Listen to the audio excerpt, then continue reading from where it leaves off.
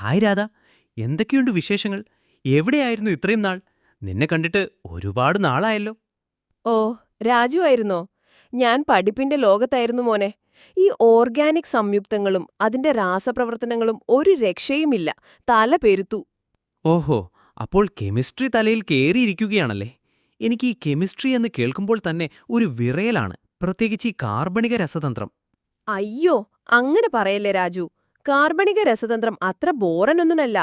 ശരിക്കും പറഞ്ഞാൽ നമ്മൾ ചുറ്റും കാണുന്ന മരുന്ന്, പ്ലാസ്റ്റിക്, പെയിന്റ്, ഇന്ധനം, വസ്ത്രം അങ്ങനെയെല്ലാം ഈ കാർബണിക രസതന്ത്രത്തിന്റെ സംഭാവനകളാണ്. ഇതിലെ രാസപ്രവർത്തനങ്ങളൊക്കെ നല്ല രസമാണ്. അപ്പൊ പറ, എന്തൊക്കെയുണ്ട് ഈ കാർബണിക രാസപ്രവർത്തനങ്ങളിൽ? പ്രധാനമായിട്ടും 5 പേരാണ് നമ്മുടെ ഹീറോസ്. ആദേശ രാസപ്രവർത്തനം, അതായത് സബ്സ്റ്റിറ്റ്യൂഷൻ. അഡിഷൻ രാസപ്രവർത്തനം, അതായത് അഡിഷൻ. പിന്നെ ജ്വലനം, കൺബസ്റ്റൻ. താപീയ വിഘടനം, അതായത് തെർമൽ ക്രാക്കിംഗ്. പിന്നെ പോളിമറൈസേഷൻ. ഓരോരുത്തരെയായിട്ട് പരിചയപ്പെട്ടാലോ? ആയിക്കോട്ടെ. നമ്മുടെ മീഥേൻ ചേട്ടൻ എവിടെ? അവൻ ആദ്യം വരും. നമ്മുടെ ആദേശ രാസപ്രവർത്തനത്തിലെ താരം. മീഥൈൻ സൂര്യപ്രകാശത്തിന്റെ സാന്നിധ്യത്തിൽ ക്ലോറിനുമായി കൂട്ടിച്ചേരുന്നത് കണ്ടോ? ഒരു ഹൈഡ്രജനെ അങ്ങോട്ട് മാറ്റി ക്ലോറിൻ കയറിയിരിക്കും. ഹൈഡ്രജന് പകരം വേറൊരാൾ വരുന്നതുകൊണ്ട് ഇതിനെ ആദേശം എന്ന് വിളിക്കുന്നു. അടിപൊളി. അപ്പോൾ ക്ലോറോമീഥേൻ ആണല്ലേ അവിടെ ഉണ്ടായത്? ഇത് ഇങ്ങനെ തുടർന്നു പോയാൽ കാർബൺ ടെട്രാക്ലോറൈഡ് വരെ എത്തുമല്ലോ. കൃത്യം. നിന്റെ കെമിസ്ട്രി അത്ര മോശമൊന്നുമല്ലല്ലോ. ഈഥൈൻ ആണെങ്കിൽ ക്ലോറിനുമായി പ്രവർത്തിക്കുമ്പോൾ എന്തൊക്കെയാകും ഉണ്ടാകുക എന്നറിയാമോ? അതൊന്നും ഇപ്പോ പറയണ്ട, തല പെരുക്കും. അടുത്ത രാസപ്രവർത്തനം ഏതാ? അടുത്തത് നമ്മുടെ കൂട്ടിച്ചേക്കൽ രാസപ്രവർത്തനം, അതായത് അഡിഷൻ രാസപ്രവർത്തനം. അപൂരിത ഹൈഡ്രോ കാർബണുകൾ, അതായത് ഡബിൾ ബോണ്ടും ട്രിപ്പിൾ ബോണ്ടും ഉള്ളവർ മറ്റു തന്മാത്രകളുമായി ചേർന്ന് പൂരിത സംയുക്തങ്ങളായി മാറുന്ന പരിപാടി. ഉദാഹരണത്തിന് ഈഥീൻ ഹൈഡ്രജനുമായി ചേർന്ന് ഈഥൈൻ ആകുന്നത് കണ്ടോ? ഓഹോ, അപ്പോൾ ബോണ്ടുകൾ പൊട്ടി പുതിയ ബന്ധങ്ങൾ ഉണ്ടാക്കുന്നു എന്നർത്ഥം. ലവ് കെമിസ്ട്രി പോലെ. ഏകദേശം അങ്ങനെ തന്നെ. അപ്പോൾ ഈഥൈനും ഈഥീനും ഹൈഡ്രജനുമായി ചേരുമ്പോൾ എന്താ സംഭവിക്കുക എന്ന് നീ ആലോചിച്ചു നോക്ക്. ബോണ്ടുകൾ കുറഞ്ഞു, കൂടുതൽ ആളുകൾ കയറിക്കൂടും. സൂപ്പർ. ഈ പട്ടികയിൽ കുറച്ച് ഉദാഹരണങ്ങൾ കണ്ടല്ലോ. CH3- CH double bond CH2 plus H2 ഒക്കെ എന്താകുമെന്നറിയണം. അതൊക്കെ എളുപ്പമാണ്. ഹൈഡ്രജൻ ചേരുമ്പോൾ ഡബിൾ ബോണ്ട് സിംഗിൾ ബോണ്ടാകും. പ്രൊപ്പീൻ പ്രൊപ്പെയിൻ ആകും. ഓ, എളുപ്പമായിരുന്നല്ലോ. അപ്പോൾ അടുത്ത വിരുന്നെന്താണ്? അടുത്തത് പോളിമറൈസേഷൻ. പേര് കേട്ട് പേടിക്കണ്ട, ഇത് വളരെ ലളിതമാണ്. ചെറിയ തന്മാത്രകൾ, അതായത് മോണോമറുകൾ, ഒരുമിച്ച് ചേർന്ന് വലിയ തന്മാത്രകളായി, അതായത് പോളിമറുകളായി മാറുന്ന പ്രക്രിയ. നമ്മുടെ പ്ലാസ്റ്റിക് കവറൊക്കെ ഇങ്ങനെ ഉണ്ടാകുന്നതാ. അപ്പോൾ പോളിത്തീൻ എന്ന് പറയുന്നത് ഈഥീനിന്റെ പോളിമർ ആണല്ലേ? അതെ, 100% ശരി. വിനൈൽ ക്ലോറൈഡാണ് PVCയുടെ മോണോമർ. നോൺസ്റ്റിക് പാത്രങ്ങളുടെ കവചമായ ടെഫ്ലോൺ ഉണ്ടാക്കുന്നത് ടെട്രാഫ്ലൂറോ ഈഥീനിൽ നിന്നാണ്. പോളിത്തീൻ, PVC, ടെഫ്ലോൺ എല്ലാം അഡിഷൻ പോളിമറുകളാണ്. അപ്പോൾ അഡീഷൻ പോളിമർ അല്ലാതെ വേറെ പോളിമർ ഉണ്ടോ? ഉണ്ട്, കണ്ടൻസേഷൻ പോളിമറുകൾ. നമ്മുടെ നൈലോൺ 66 ഒരു കണ്ടൻസേഷൻ പോളിമറാണ്. അടുപ്പിക് ആസിഡും ഹെക്സാമെത്തിലീൻ ഡൈ അമീനും ചേരുമ്പോൾ വെള്ളം ഒരു ചെറിയ തന്മാത്ര പുറത്തുപോയി നൈലോൺ 66 ഉണ്ടാവുന്നു. അടിപൊളി. വെള്ളം കളഞ്ഞ് പുതിയ ബന്ധം. സൂപ്പർ. ഈ നൈലോൺ വസ്ത്രങ്ങൾ ഉണ്ടാക്കാനും ചീർപ്പ്, ബ്രഷൊക്കെ ഉണ്ടാക്കാനും ഉപയോഗിക്കാറുണ്ട്. സ്വിച്ചും പ്ലഗും ഒക്കെ ഉണ്ടാക്കുന്ന ബേക്കലൈറ്റ് ഫീനോളും ഫോർമാൽഡിഹൈഡും ചേർന്നുണ്ടാകുന്ന പോളിമറാണ്. പോളിയസ്റ്റർ ആണെങ്കിൽ എഥിലീൻ ഗ്ലൈക്കോളും ടെറിഥാലിക് ആസിഡും ചേർന്നാണ് ഉണ്ടാവുന്നത്. നൈലോൺ 66ന്റെ മോണോമറുകൾ ഏതൊക്കെയാണെന്ന് ചോദിച്ചാൽ ഇനി ഞാൻ ഉത്തരം പറയും. അഡിപ്പിക് ആസിഡും ഹെക്സാമെത്തിലിൻ ഡൈഅമീനും. അത് തന്നെ, നീ പഠിച്ചു മിടുക്കനാവുന്നുണ്ടല്ലോ. അപ്പോൾ താപീയ വിഘടനം എന്താ? പേരുകേട്ട് പേടിയാവുന്നു. പേടിക്കാനൊന്നുമില്ല. വലിയ ഹൈഡ്രോ കാർബണുകളെ ചൂടാക്കുമ്പോൾ അവ പൊട്ടിച്ച് ചെറിയ ഹൈഡ്രോ കാർബണുകളാക്കി മാറ്റുന്ന പരിപാടിയായത്.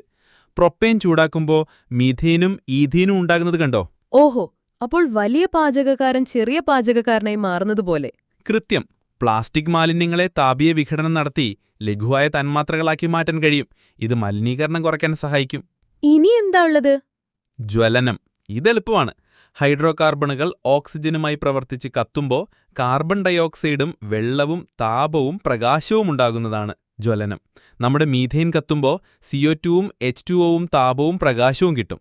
അപ്പോൾ പെട്രോൾ, ഡീസലൊക്കെ കത്തുമ്പോഴും ഇതൊക്കെ തന്നെയല്ലേ ഉണ്ടാവുന്നത്? അതെ, എല്ലാ ഹൈഡ്രോ കാർബണുകളും കത്തുമ്പോൾ ഇതേ ഉൽപ്പന്നങ്ങൾ തന്നെയാണ് ലഭിക്കുന്നത്. അടിപൊളി. ഇനി വേറെ ആരെങ്കിലും ഉണ്ടാക്കും? പിന്നെ മെഥനോൾ, എഥനോൾ, എഥനോയിക് ആസിഡ്, എസ്റ്ററുകൾ ഇവരൊക്കെയുണ്ട്. മെഥനോൾ എന്ന് വെച്ചാൽ വുഡ് സ്പിരിറ്റ്. കാർബൺ മോണോക്സൈഡും ഹൈഡ്രജനും ചേർത്താണ് വ്യാവസായികമായി ഉണ്ടാക്കുന്നത്. ഇത് പെയിന്റ്, വാർണിഷൊക്കെ ഉണ്ടാക്കാൻ ഉപയോഗിക്കാം. അപ്പോൾ എഥനോളോ? അവനാണ് നമ്മുടെ താരം. മൊളാസസ് ഫെർമെന്റേഷൻ വഴി എഥനോൾ ഉണ്ടാക്കുന്നു.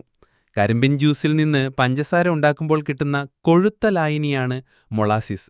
അതിൽ ഈസ്റ്റ് ചേർത്ത് പുളിപ്പിക്കുമ്പോൾ എഥനോൾ ഉണ്ടാകുന്നു. പഞ്ചസാര ഗ്ലൂക്കോസും ഫ്രക്ടോസുമായി മാറുകയും പിന്നീടത് എഥനോളും കാർബൺ ഡൈ ഓക്സൈഡുമായി മാറുകയും ചെയ്യുന്നു. അപ്പോൾ വാഷ് എന്നാൽ എന്താ? ഈ പ്രവർത്തന ഫലമായി ലഭിക്കുന്ന 8 മുതൽ 10% എഥനോൾ മിശ്രിതത്തെയാണ് വാഷ് എന്ന് പറയുന്നത്. ഇത് പിന്നീട് സ്വേദനം ചെയ്ത് 95.6% എഥനോളാക്കും. അതാണ് റെക്ടിഫൈഡ് സ്പിരിറ്റ്. 100% എഥനോളിനെ ആബ്സല്യൂട്ട് ആൽക്കഹോൾ എന്നും പറയുംട്ടോ. ഓഹോ, പവർ ആൽക്കഹോൾ എന്ന് കേട്ടിട്ടുണ്ടല്ലോ. അത് 20% അബ്സല്യൂട്ട് ആൽക്കഹോളും 80% പെട്രോളും ചേർന്ന മിശ്രിതമാണ്. വാഹനങ്ങളിൽ ഇന്ധനമായി ഉപയോഗിക്കും. പിന്നെ ഈ എഥനോൾ മദ്യമായി ദുരുപയോഗം ചെയ്യാതിരിക്കാൻ വിഷവസ്തുക്കൾ ചേർക്കാറുണ്ട്. അതാണ് ഡീനേച്ചേർഡ് സ്പിരിറ്റ്. സാനിറ്റൈസർ എഥനോൾ വെച്ചാണോ ഉണ്ടാക്കുന്നത്? അതെ, ബാക്ടീരിയയെ കൊല്ലാൻ ഇതുപയോഗിക്കും. ആരോഗ്യവുമായി ബന്ധപ്പെട്ട ലാറ്റിൻ വാക്കിൽ നിന്നാണ് സാനിറ്റൈസർ എന്ന വാക്ക് വന്നത്. അടുത്തത് എഥനോയിക് ആസിഡ് ആണോ? അതെ, വിനാഗിരി എന്ന് പറയുന്നത് 5-8% എഥനോയിക് ആസിഡ് ലൈനിയാണ്. ഇത് മെഥനോളിനെ കാർബൺ മോണോക്സൈഡുമായി പ്രവർത്തിച്ചാണ് വ്യാവസായികമായി ഉണ്ടാക്കുന്നത്. വിനാഗിരി ഉണ്ടാക്കാൻ, അണുനാശിനികളുണ്ടാക്കാൻ, മരുന്നുകളുണ്ടാക്കാൻ ഒക്കെ ഉപയോഗിക്കും. അപ്പോൾ അവസാനം എസ്റ്ററുകളാണോ? അതെ, ആൽക്കഹോളും കാർബോക്സിലിക് ആസിഡും ചേരുമ്പോൾ എസ്റ്ററുകൾ കിട്ടും. ഇതിനെ എസ്റ്ററിഫിക്കേഷൻ എന്ന് പറയും. പൂക്കളുടെയും പഴങ്ങളുടെയും മണമുള്ളതുകൊണ്ട് കൃത്രിമ പെർഫ്യൂമുകളും ജ്യൂസുകളും ഉണ്ടാക്കാൻ ഇതുപയോഗിക്കാറുണ്ട്.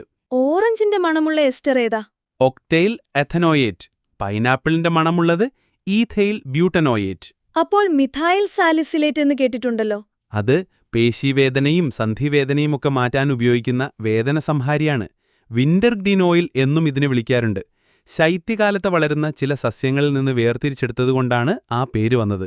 മരുന്ന് എന്ന് പറയുമ്പോൾ എന്റെ ഓർമ്മയിൽ പാരസിറ്റമോളും ആസ്പിരിനുമാണ്. അതെ, പനി കുറയ്ക്കാനും വേദന മാറ്റാനും പാരസിറ്റമോൾ ഉപയോഗിക്കും. ആസ്പിരിൻ രക്തം കട്ടപിടിക്കുന്നത് തടയാനും ഹൃദയാഘാതം തടയാനും വേദന മാറ്റാനും ഉപയോഗിക്കും. വാവ്, ഓർഗാനിക് കെമിസ്ട്രി ഇത്രയും രസകരമാണെന്ന് ഇപ്പോഴാ മനസ്സിലായത്. നിനക്ക് നന്ദി രാജു. എന്റെ കെമിസ്ട്രിയെക്കുറിച്ചുള്ള ധാരണ തന്നെ മാറ്റിയെടുത്തു. അതിനെന്താ രാധ, സംശയങ്ങളുണ്ടെങ്കിൽ ഇനിയും ചോദിച്ചോ. കെമിസ്ട്രി നമ്മുടെ കൂടെ എന്നും ഉണ്ടാകും.